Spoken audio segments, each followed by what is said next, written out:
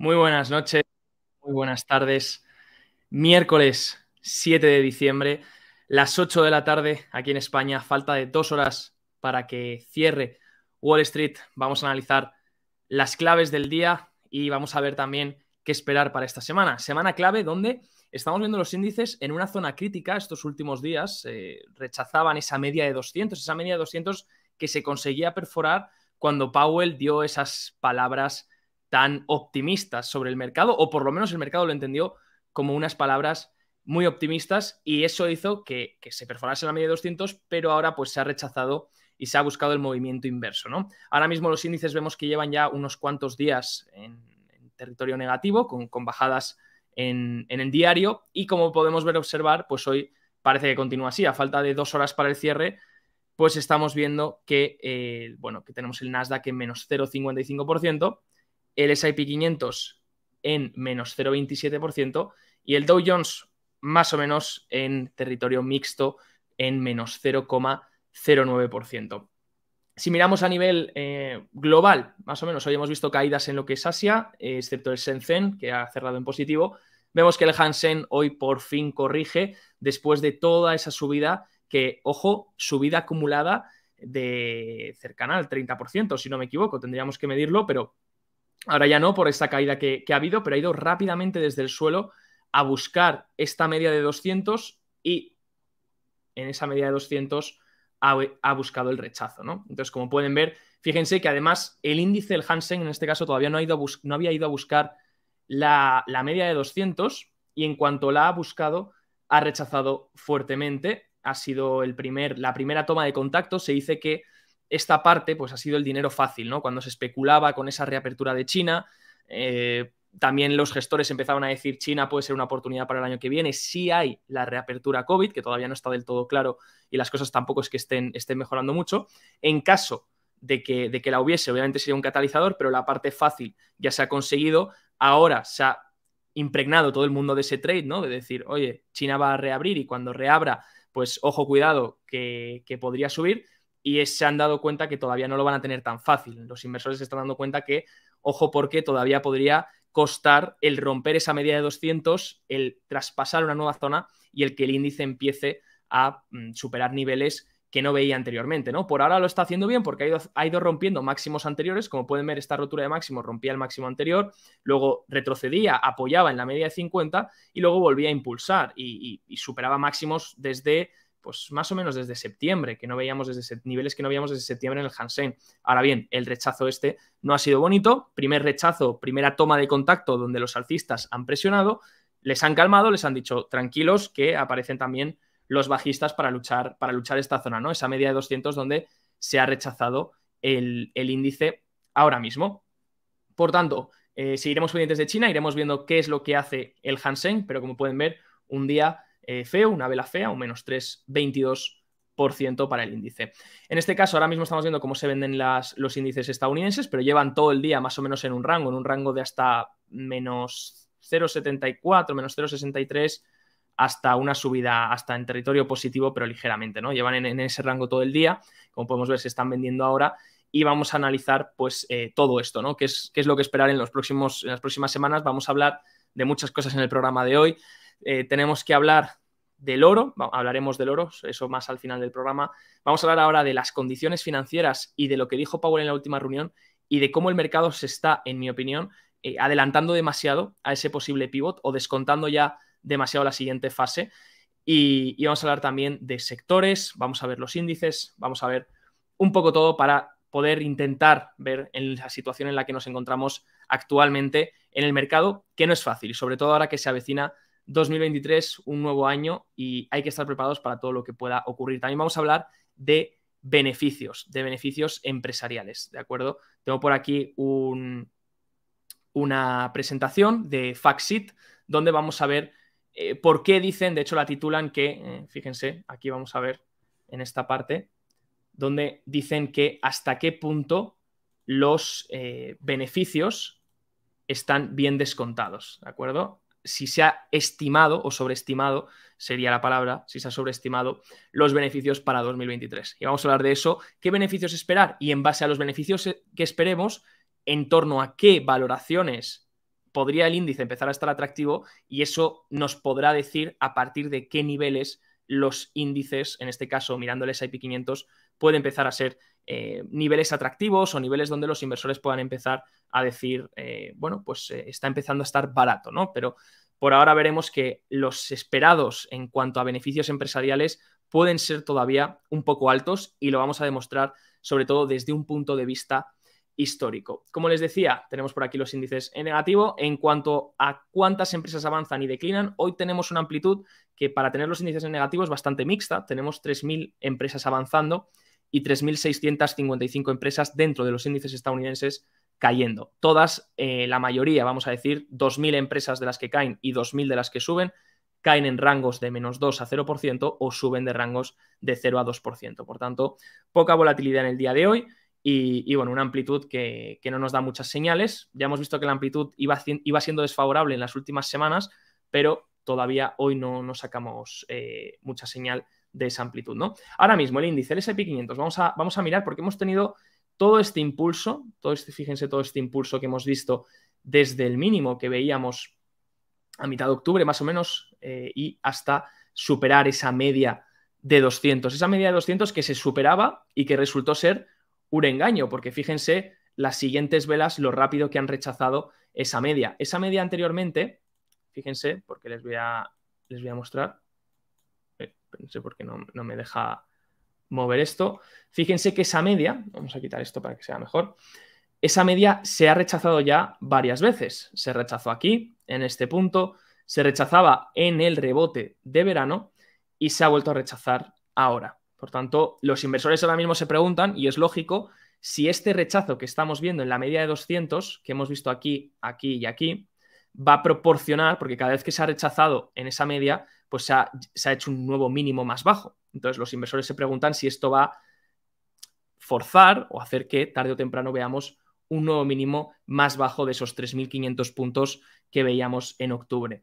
Por tanto, la pregunta es esa, ¿no? Ahora mismo, en mi opinión, tenemos aquí, vamos a ver si podemos dibujar aquí rápidamente, tenemos aquí una caja bastante importante, una caja de consolidación, donde de hecho la volatilidad se ha comprimido mucho en estas zonas. Ahora veremos el VIX también, para ver que el VIX está llegando a una zona muy importante ahora mismo que tenemos que vigilar. Pero fíjense que la volatilidad se ha contraído bastante estos días. Tenemos velas mucho más ligeras, no tenemos movimientos tan drásticos o rangos tan drásticos como veíamos en esta previa subida. Y se intentó esta rotura, y normalmente cuando se intenta una rotura y falla, normalmente puedes esperar el movimiento opuesto, ¿no? En este caso, pues se falló. Esta vela tan grande que vemos es la vela del día del discurso de Powell, esa vela que emocionó al mercado, y luego pues se rompió esa media de 200 y desde el día siguiente pues se ha ido retrocediendo toda esa subida. Ahora nos topamos con un soporte importante que está entre los 3.900 y los 3.910 puntos. Este soporte es muy importante porque, como pueden ver, es la caja de consolidación y la rotura que se hizo anteriormente. Esta rotura que se hizo aquí, con este gap alcista, es la rotura que se hizo anteriormente. Se podría ir a buscar ese cierre del gap perfectamente en esta media de 50, más o menos, en los 3.800 puntos aproximadamente. Pero también una zona de soporte importante es esta, ¿no? Es esta de los 3.910, como hemos dicho, que coincidiría con esta caja para ver si el índice logra mantenerse en estos rangos o los pierde, y entonces ya tendríamos que buscar esa media de 50 y niveles de soporte más bajos, como pueden ser pues este nivel de soporte en la media de 50 cerrando el gap, y luego ya veríamos hasta dónde aguantamos. Por ahora, como seguimos dentro de esta caja, pues veremos si se consigue forzar un rebote en los 3.810 más o menos. También un ojo al RSI, porque el RSI también está dando ciertas señales. Fíjense que la tendencia del momentum, en este caso, era bastante alcista, mantenía esa tendencia alcista, y aunque viésemos retrocesos en esa consolidación que hemos dicho, en esta caja que hemos dicho, aunque viésemos retrocesos, pues el RSI mantenía esa tendencia, ¿no? Mantenía esa subida alcista hasta acercarse a los 70 puntos más o menos. Pero como podemos ver, pues se ha perdido esta tendencia alcista, y ahora pues el momentum apunta a la baja también. Veremos si esto se recupera o si sigue a la baja, pues también si el precio lo acompaña, pues vemos que podemos esperar pues ir a siguientes soportes, ¿no? Por lo tanto, ahí lo tienen. De hecho, es curioso porque el analista Mike Wilson de Morgan Stanley, que es un analista que ha acertado bastante este año y que todo lo que ha dicho ha estado bastante en línea con lo que ha hecho luego el mercado. El analista Mike Wilson decía en los 3.500 puntos, aproximadamente un poco por encima, en los 3.000, bueno, los 3.500 no, porque fue tocarlos durante el día y recuperar, pero por encima de los 3.600 puntos, recuerdo que Mike Wilson, lo estuvimos comentando aquí en el cierre de Wall Street, decía que iba a haber un rally, iba a haber posiblemente un rally para final de año hasta los 4.100 puntos, más o menos. Fíjense que el rally, esto lo dijo como a mediados de octubre, incluso noviembre, inicios de noviembre, y fíjense que el rally llegó hasta esos 4.100. Bueno, puede ser suerte, puede ser lo que sea, ¿no? Pero lo que dijo ayer es que volvió a hablar el lunes, no ayer, disculpen, el lunes, y dijo que ahora espera que el rebote se haya terminado, ¿no? Por tanto, esa parte de Morgan Stanley donde veíamos a Mike Wilson alcista en el corto plazo, ahora dice que según él este rebote ya se ha terminado y que empezará el mercado a descontar la siguiente fase donde se descuenta pues mayores probabilidades de recesión, donde se descuenta caída de precios, caída de intereses y caída también de los beneficios empresariales y de los indicadores de la actividad económica, que al final es esa siguiente fase donde ya al inversor no le preocupa tanto la inflación, porque la inflación, como el mercado siempre va adelantado y la inflación además es un indicador atrasado, sobre todo la que miramos más comúnmente en los datos de CPI o de PPI, pues entonces, o incluso de PCE, pues entonces el inversor está intentando anticiparse a la siguiente fase, intentando predecir esa caída de precios,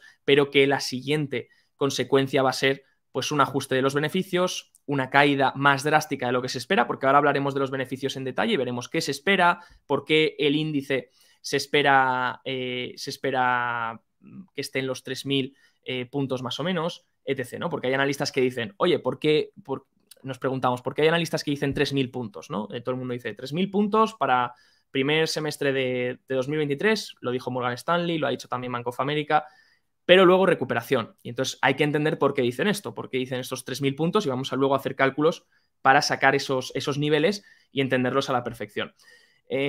Como podemos ver, bueno, pues el índice nos deja esa imagen, ¿no? Recordemos esta caja muy importante, ahora mismo en el soporte de la caja a la que volvemos después de rechazar la rotura, nivel importante 3.910 para ver si, entre 3.910, 20 y 30, entre 3.910 y 3.930, donde más o menos está, para ver si aguanta este soporte o si busca ir al siguiente soporte en la media de 50, cerrando este gap que dejó aquí, este gap que veíamos que rompía el anterior máximo, ¿no? Por lo tanto, lo veremos en los próximos días y lo iremos comentando aquí también en el canal, ¿no? El petróleo lleva, nos comentan, el petróleo lleva una buena caída, entiendo, y efectivamente, esto también es parte de lo que los inversores están descontando, ¿no? Los inversores están descontando caída de materias primas, que de hecho el otro día leía que ya en el cambio interanual el petróleo ya está en negativo, caídas de las commodities, caídas de las materias primas,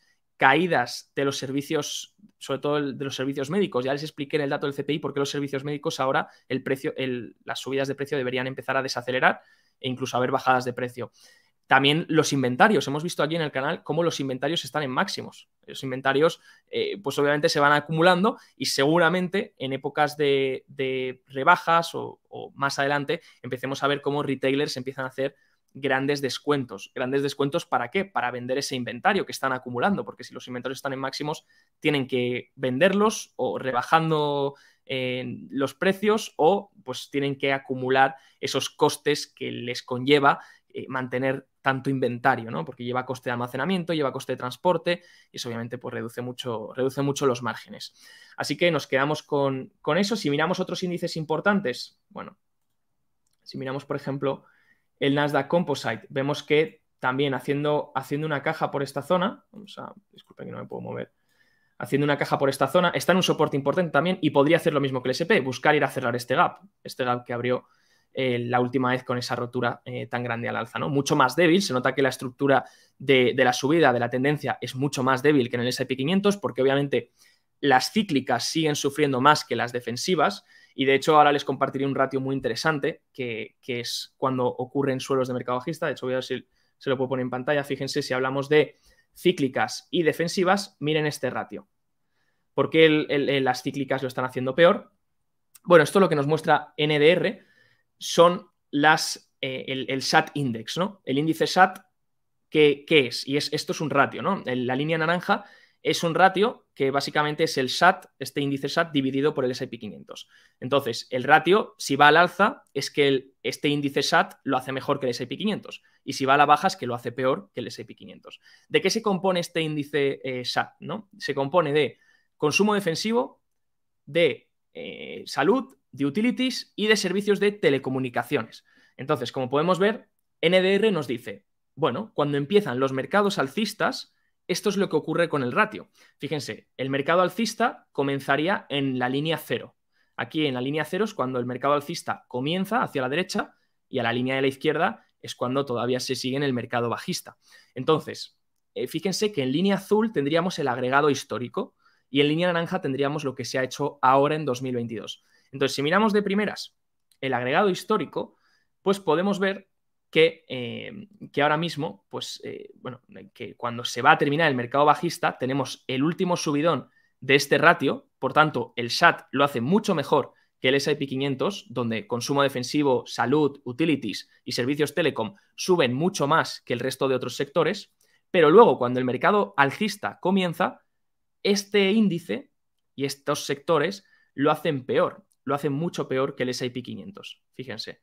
Cae drásticamente, ¿no? Entonces NDR nos dice, bueno, si estuviésemos en el suelo del mercado, si este hubiese sido el suelo del mercado bajista, en principio el ratio SAT S&P 500 debería bajar, porque se supone que las empresas de consumo defensivo, salud, utilities y servicios de telecomunicación deberían hacerlo peor que el resto de empresas más cíclicas porque están recuperando y rebotando. Pero como podemos ver, esto no está siendo el caso. Vemos que en la línea naranja sigue apuntando al alza, sigue subiendo estos últimos días y por tanto el SAT, el índice SAT que se compone de esos sectores, lo está haciendo mejor que el S&P 500. Entonces todavía no vemos esa caída drástica, es una señal posiblemente de que todavía el mercado busca una posición defensiva, de ahí que se note la tendencia, ¿no? En índices como el Nasdaq, en índices como incluso en índices como el Russell 2000, porque el Russell 2000 o Russell 3000 te encuentras muchas small caps sin beneficios, por tanto una empresa más de tipo growth, más de tipo de crecimiento o incluso de tipo cíclico, ¿no? Entonces, bueno, pues como pueden ver, todavía seguimos en esa caja en el Nasdaq y el Nasdaq, pues hasta que la actividad económica no empieza a recuperar o no empieza a dar signos de que ya está lo suficientemente deteriorada como para llegar pronto a una recuperación de early phase en esa fase del ciclo económico, pues obviamente no va a repuntar tan rápidamente, ¿no? Entonces vemos que es más débil la tendencia de lo que veíamos en el S&P 500. También quería comentar el oro, porque vamos a hablar luego del oro, de las compras masivas que está teniendo China. Tengo gráficos interesantes. Hoy han confirmado que China, que es el comprador que está detrás de compras de oro, ha revelado compras, ha notificado después de tantos años, y esto es algo que China no suele hacer, lo suele hacer cada mucho tiempo, suele notificar esas compras. Bueno, el oro ahora mismo en una tendencia que mejora, bastante mejorable, hemos recuperado esta zona que era muy importante. Si ponemos una tendencia aquí, esta zona que perdió era muy importante y se ha recuperado. Y ahora mismo, pues obviamente luchando contra esa media de 200. Sí que es verdad que luego les explicaré que el oro, su correlación va muy ligada a los tipos de interés reales. Hay mucha gente que dice, no, el oro es un defensor de la inflación. El oro te protege de la inflación. Y sí es verdad, les recomiendo un paper que se llama The Golden Dilemma, que explica todo esto y analiza si realmente el oro protege ante ciclos de inflación. Y lo que se demuestra en ese paper, en ese estudio, es que el oro te protege de la inflación con vista a décadas, con vista a largo plazo. Entonces, si la inflación es continua y va creciendo, pues el oro te va a proteger durante todos esos años. Pero lo que no te protege el oro es de momentos de alta inflación, momentos donde la inflación, pues sobre todo si miramos inflación con indicadores atrasados, si miramos inflación con indicadores como pueden ser el CPI o el PPI. Por ejemplo, el CPI ahora mismo ha estado durante casi todo el año por encima del 8%, 9%, y fíjense el oro lo que ha hecho. Entonces, a corto plazo, el oro no te defiende ante un dato de inflación alto. Lo que sí que hace el oro es defenderte ante la expectativa de inflación futura. Por eso en 2020, fíjense, en 2020, y esto es un argumento muy contradecido y a la gente no le gusta escucharlo, pero fíjense en 2020 cómo el oro subió disparando. La inflación en 2020 actual, el CPI o el PPI, no eran tan altos.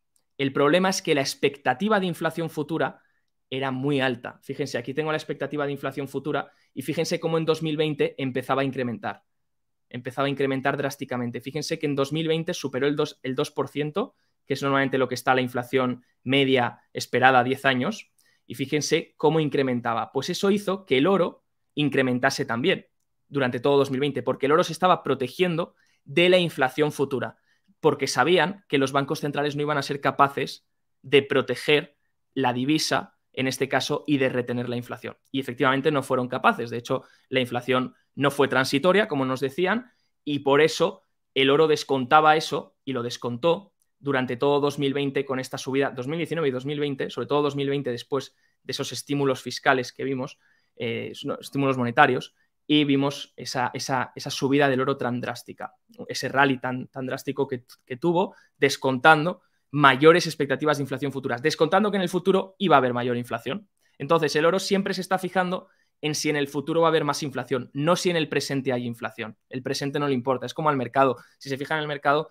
los beneficios, lo que le importan son los beneficios futuros, no tanto los beneficios presentes. Los beneficios presentes le dan igual porque tú ya eres accionista y a partir de aquí lo que te interesa es qué va a hacer la empresa con sus beneficios futuros, con sus flujos de caja futuros, etc. Entonces, el oro ha subido por la bajada ahora mismo de los tipos de interés reales, porque los tipos de interés reales han bajado. Y a eso es a lo que está correlacionado el oro. Fíjense, aquí tienen un gráfico que les voy a poner, lo quería tratar luego, pero lo vamos a poner ya. Fíjense este gráfico donde se ve la correlación de estos tipos reales a 10 años con el oro, y con el gráfico que nos comparte Morgan Stanley, donde vemos que el R es de casi 0,82. Por tanto, cuando los tips, en este caso los tipos reales bajan, el oro sube. El oro sube descontando todo esto, ¿no? Todo este escenario donde a lo mejor posiblemente pues, la expectativa de inflación pueda incrementar y proteger a futuro a los inversores de un escenario de alta inflación, pero no de inflación actual, como muchos inversores creen o piensan en este sentido, ¿no? Bueno, vamos a ver, porque, claro, las preguntas ahora, hemos visto el oro, tenemos la plata también recuperando fuertemente, pero las preguntas ahora van a depender, tanto para el oro como para la plata, como para los índices, van a depender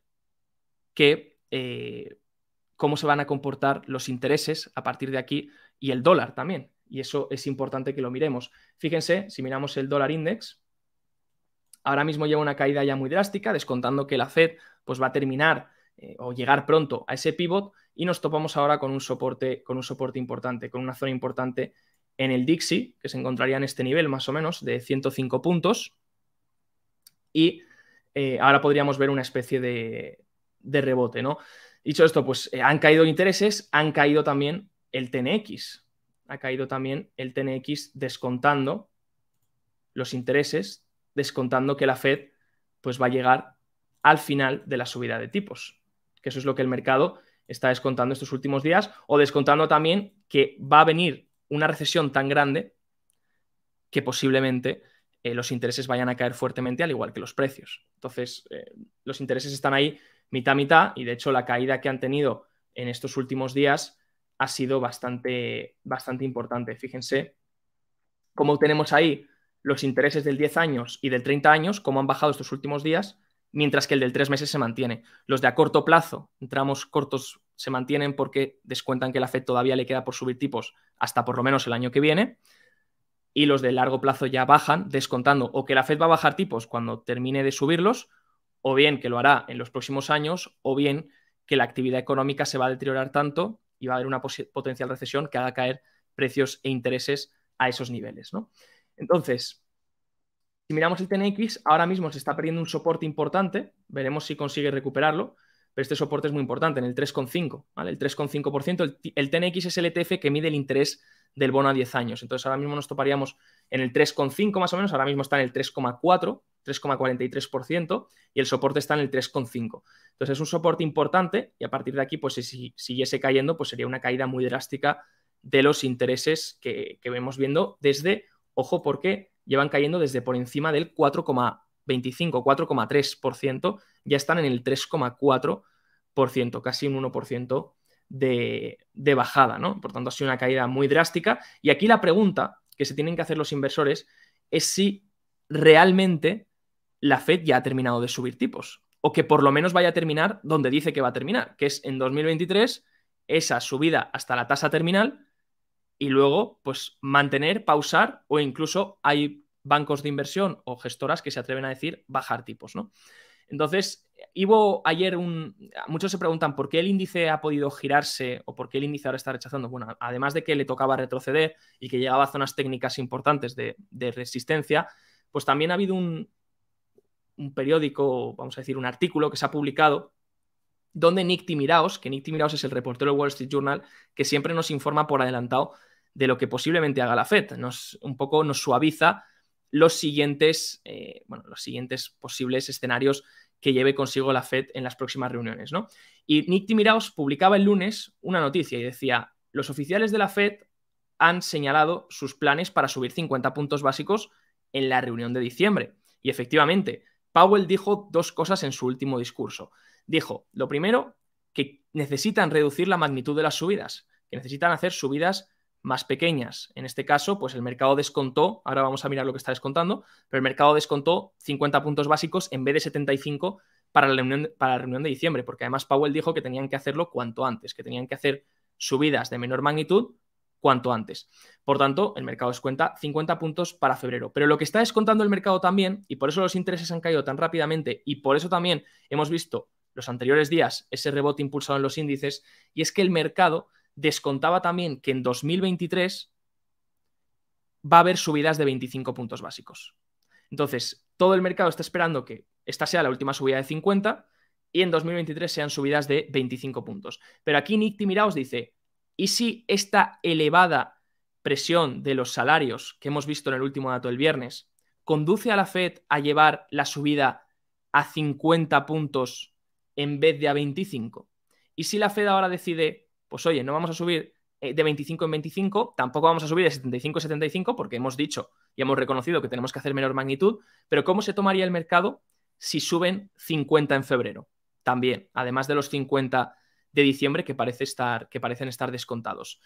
Pues entonces el mercado posiblemente vería otra vez presión restrictiva por parte de la Fed. Y se lo voy a explicar con unos gráficos. Fíjense, estas son las condiciones financieras. Las condiciones financieras dicen, ya las subidas de tasas no importan. Sí, pero importan las condiciones financieras. Fíjense, las condiciones financieras y los tipos reales es lo que están haciendo que el mercado se mueva y los activos de riesgo se muevan. Fíjense, estas condiciones financieras, cuando suben, en este caso están invertidas, ¿de acuerdo? Entonces, cuando suben están bajando y cuando bajan están subiendo. Fíjense que está al revés el índice, ¿vale? Pero cuando estas condiciones financieras se aflojan, eso da más libertad a los activos de riesgo a moverse al alza y a rebotar. Y fíjense que desde el último, aquí tenemos la reunión del FOM de julio, la reunión del FOM de septiembre y por aquí tenemos el discurso de Powell de visto el otro día, ¿no? Fíjense que a pesar de las subidas continuas de tipos de interés que ha habido en las últimas reuniones, sí que es verdad que más o menos desde agosto hasta octubre, las condiciones financieras se apretaron mucho, se apretaron bastante, y eso ¿qué hizo? Restringir el crédito, restringir las condiciones financieras y también hace que los activos corrijan, obviamente. Y eso es lo que quiere la Fed. La Fed necesita que las condiciones restrictivas se hagan cada vez más duras, se endurezcan. Entonces, aquí consiguió ese proceso. Pero luego, desde octubre más o menos, mediados de octubre, las condiciones financieras se han aflojado. Fíjense que suben, pero suben porque está invertido el gráfico, en realidad están bajando, ¿de acuerdo? 100, 99,5, 99, etc. Entonces, las condiciones financieras se han aflojado desde mitad de octubre más o menos y han llegado casi al nivel al que estaban las condiciones en julio. Esto significaría que las subidas de entre julio, septiembre, noviembre no hubiesen computado en torno a las condiciones financieras, han vuelto al nivel de julio. Y eso tiene dos posibles interpretaciones. O bien, Powell ve que las condiciones económicas van a deteriorarse tanto que prefiere aflojar las condiciones financieras y prefiere ya decir al mercado en base a expectativas que la magnitud de las subidas va a ser más débil, que va a haber un soft landing, que también lo dijo, etc., para que las condiciones financieras se aflojen y no repercuta tanto en todos los activos. O bien va a volver a pasar como pasó en el Jackson Hole, que yo les dije aquí en Negocios Televisión, en el Jackson Hole les dije, Powell tarde o temprano tendrá que volver a ser restrictivo, porque habíamos visto que las condiciones financieras también se habían aflojado. Y eso no le gusta a la Reserva Federal, porque si las condiciones financieras se aflojan, va en su contra, va en contra de su trabajo. Y si hay algún repunte de la inflación, ya sea pues porque no tienen del todo controlado el mercado laboral o porque la energía pudiese rebotar o lo que fuese, que ahora no parece que haya, pero si lo hubiese en 2023, pues entonces tendría que volver la Fed a ser otra vez restrictiva. Entonces, ese discurso que todos los inversores están comprando de Powell ya va a pivotar o Powell ya se va a volver muy poco restrictivo, se va a volver muy dovish, se denomina así. Ojo, cuidado, que no haya algo que sorprenda y empecemos otra vez a ver tonalidad o comentarios más hawkish y más restrictivos para que estas condiciones financieras vuelvan a apretarse, ¿no? Y fíjense que además, si plasmamos las condiciones financieras, que hay gente que dice, no, los tipos de interés ya son historia. No lo son tanto. Fíjense cómo las condiciones financieras, línea azul, en función de si se aflojan o se aprietan, mueven el S&P 500. Fíjense, las condiciones financieras están en azul, invertidas como antes. Cuando se aflojan, o sea, suben, porque están invertidas, el S&P 500 sube también, que ha sido este movimiento desde octubre que hemos dicho, donde las condiciones financieras se han aflojado.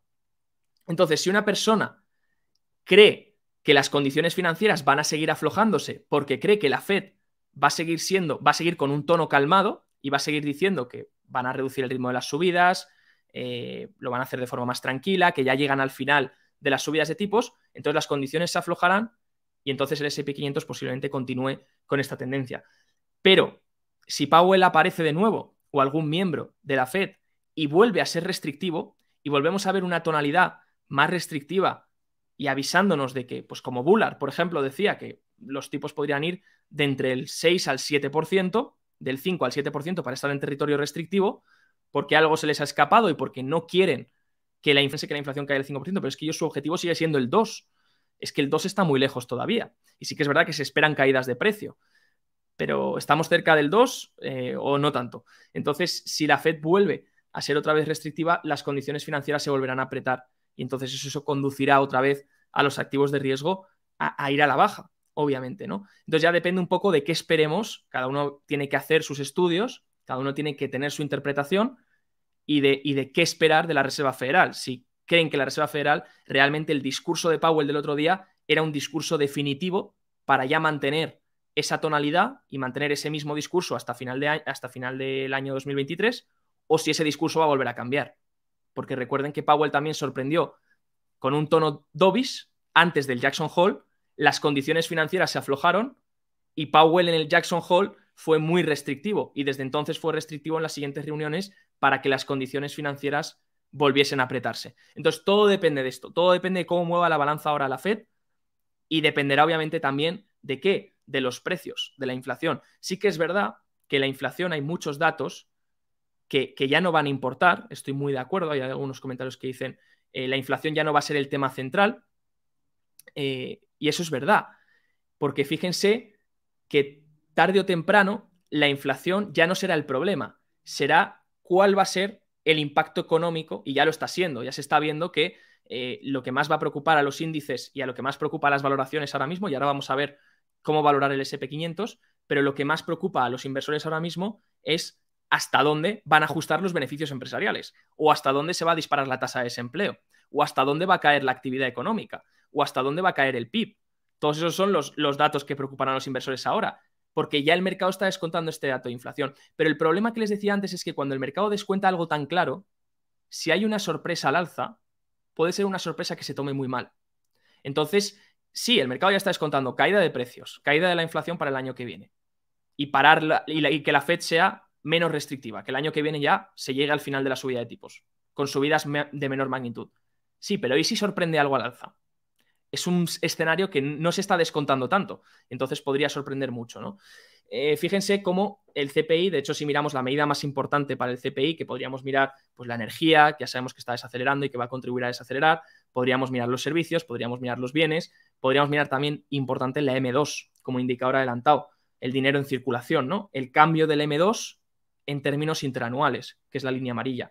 Y como vemos, pues va por encima, por delante unos cuantos meses y eso ya ha caído, ya está en términos interanuales que han caído mucho. Por tanto, eso podría esperar también que la inflación caiga. Pero repito, aunque la inflación caiga, también podríamos ver bajadas en los índices. No tiene por qué ser el detonante de una mejora en los índices, porque puede caer la inflación, pero la Fed a lo mejor puede seguir siendo restrictiva o incluso puede dejar la Fed de ser restrictiva, pero los beneficios caen tanto que el mercado pues está descontando un precio menor en los índices también, ¿no?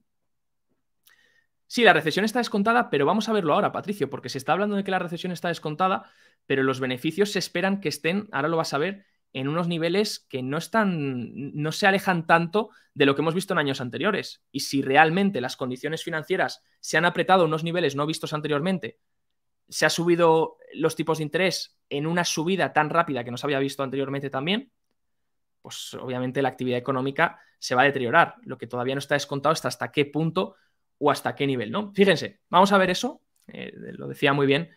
Vamos a ver, aquí mismo tenemos una tabla muy buena de Goldman Sachs. Entonces, Goldman Sachs nos dice, vale, ¿cuál es la sensibilidad del precio del S&P 500 en base al múltiplo, al forward pair y en base al EPS que esperemos del índice completo? ¿De acuerdo? Ahora cuando les hable de EPS y les diga 231, 210, 220, es el beneficio por acción de todo el S&P 500, de todas las acciones en conjunto, ¿de acuerdo? Entonces, si miramos ahora mismo, que se está valorando el índice, ahora mismo estamos en los 4.000 puntos, más o menos, por debajo de los 4.000 puntos, entre 3.900, bueno, estábamos entre 3.800 más o menos. ¿En cuánto estamos ahora mismo? Vamos a mirarlo. Vamos a mirarlo por aquí. Tenemos el SP, sí, entre 3.900 puntos más o menos. Vamos a decir, pues estamos en esta zona, ¿no? Estamos ahora mismo con un forward pair estimado de 17 veces, más o menos, y el consenso ahora mismo de beneficios por acción de 2023 del S&P 500 estaría en torno a los $231. Vamos a ver el que nos dice por aquí. Sí, 232,53 es el que nos dice Factset en su último informe actualizado, que sería el beneficio por acción estimado para 2023, ¿de acuerdo?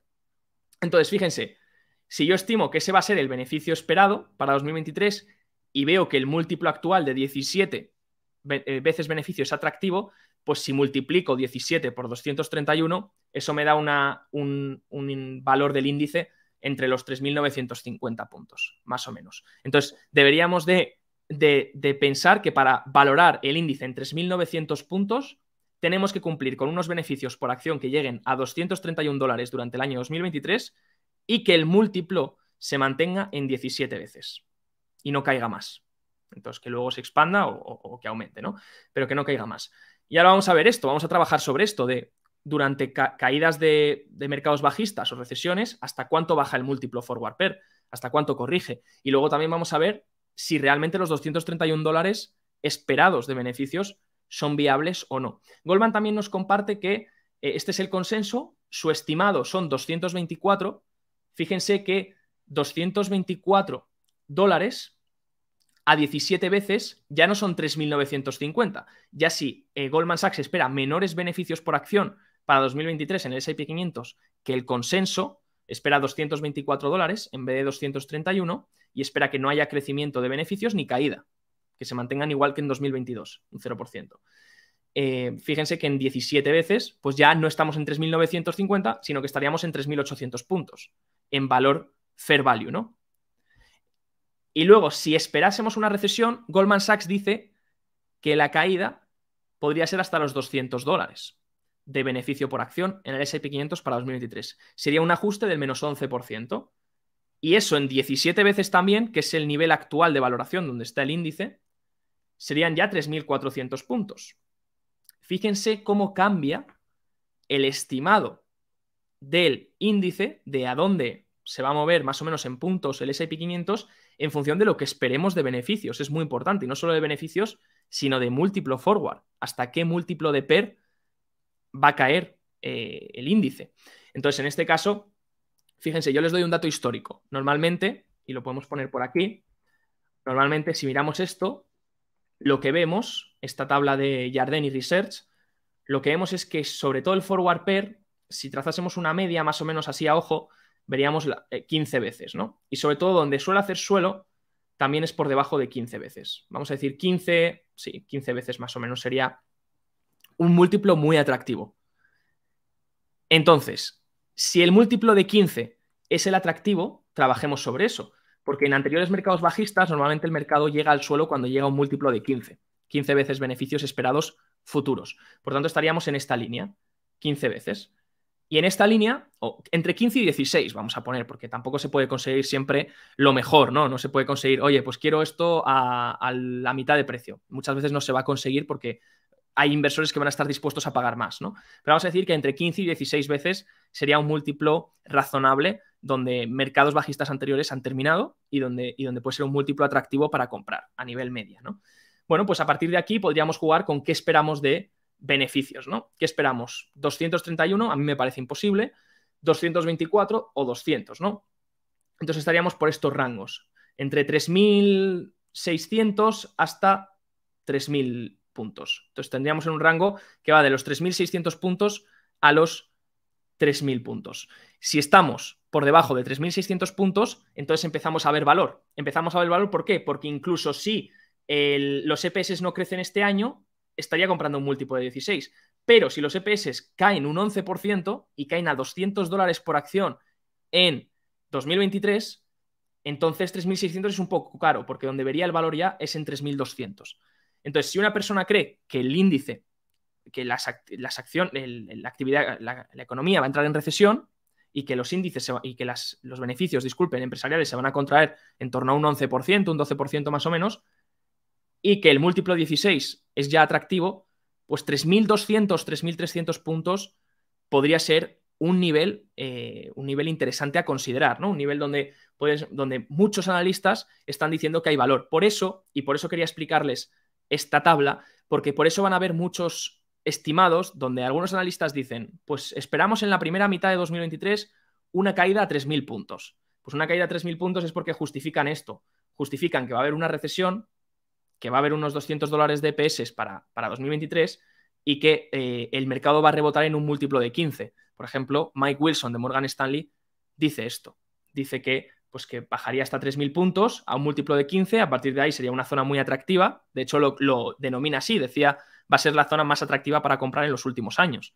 Serían los 3.000 porque estás en niveles atractivos de un múltiplo de 15 y luego entonces tendrías un rebote del índice para ya terminar a lo mejor donde dice Mike Wilson el año en torno a los 3.800 puntos, 4.000 puntos. Entonces, pues bueno, ahí está la tabla, el análisis de escenarios que están compartiendo, y aquí les quería compartir también el último informe de FactSet, donde el último informe de FactSet se preguntan, ¿hemos sobreestimado los beneficios de 2023? Fíjense que les decía, $232 se esperan para 2023 y apenas ha habido una corrección a la baja, apenas ha habido mucho ajuste a la baja, descontando pues todo lo que estamos viendo últimamente, ¿no? La actividad económica, los PMIs cayendo, los tipos de interés subiendo aún más por parte de la Reserva Federal.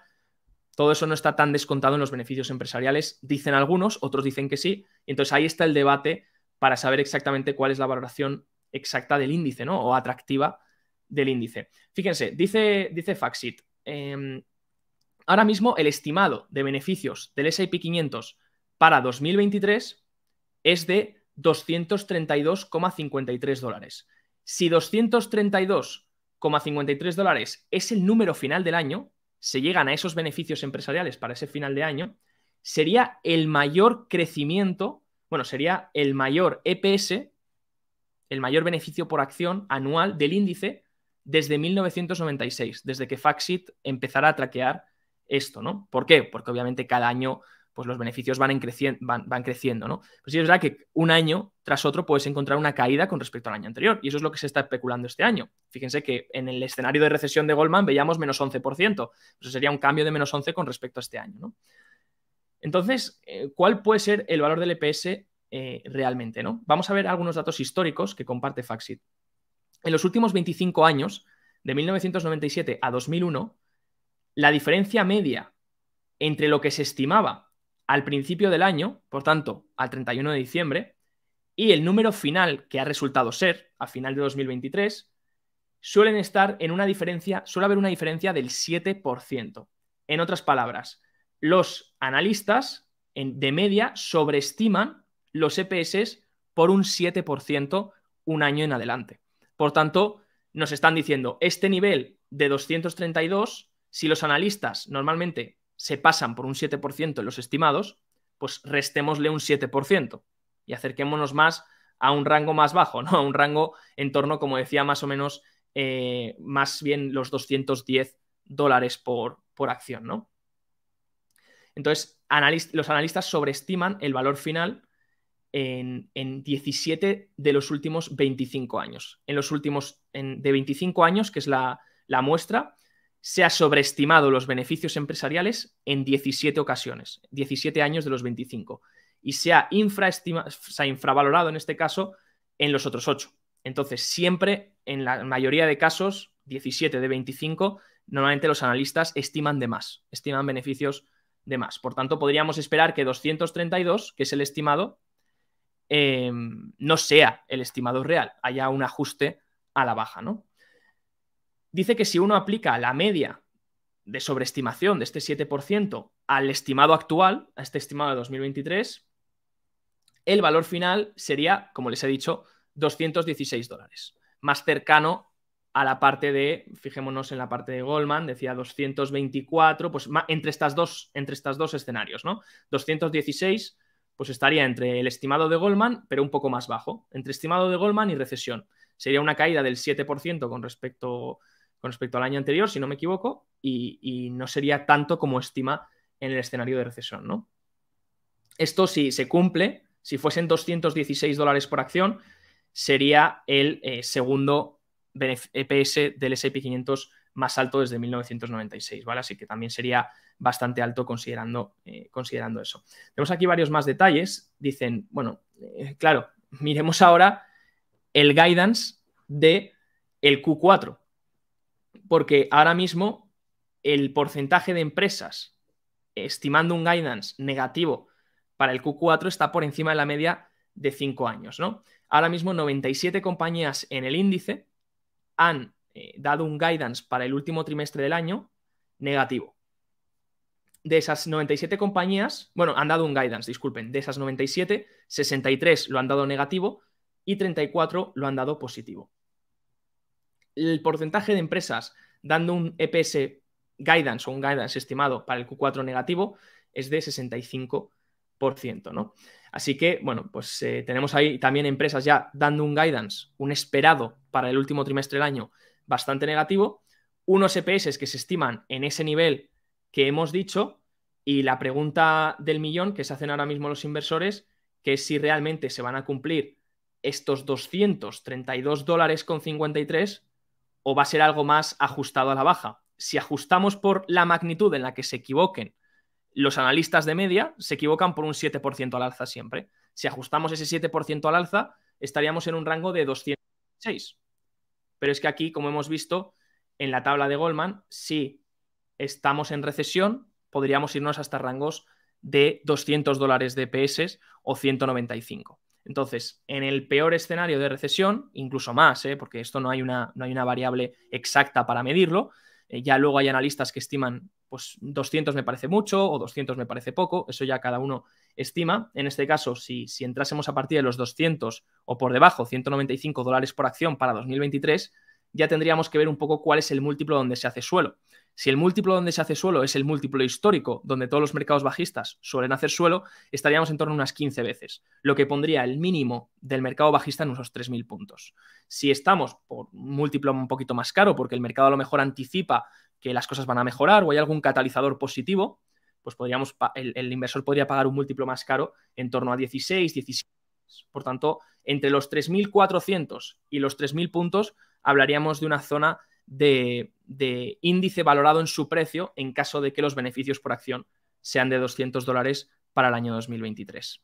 Así que tienen ahí la estimación más o menos. Por eso los analistas están hablando tanto de estos niveles, ¿no? De los niveles de 3.000, 3.300, 3.400. Se hablan de estos niveles porque corresponden con eso, corresponden en una mezcla de beneficios esperados en base a diferentes escenarios y de ese forward pair también de hasta dónde corrige el múltiplo, hasta dónde pueden llevar el múltiplo abajo. Si miramos a nivel sectorial, hablando de valoraciones y de múltiplos, también hay que preguntarse qué sectores están más baratos a nivel histórico y qué sectores están más caros a nivel histórico también.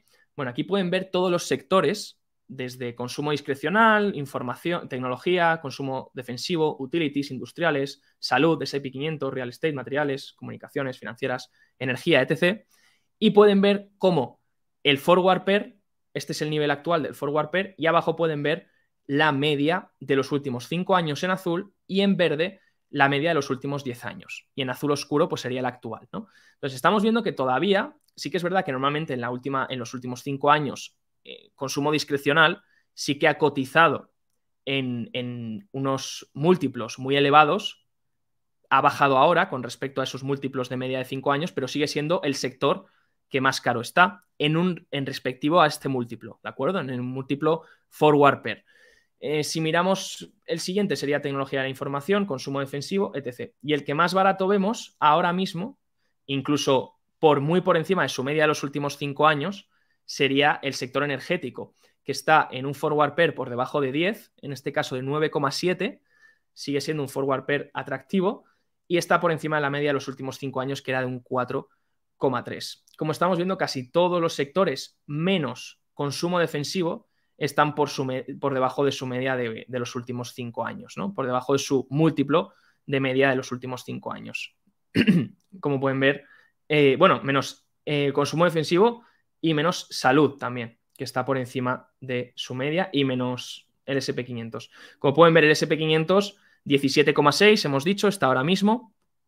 17,6 sería la parte del forward pair que está actualmente el índice, por eso hablábamos del nivel actual en el que estábamos, los 3.950.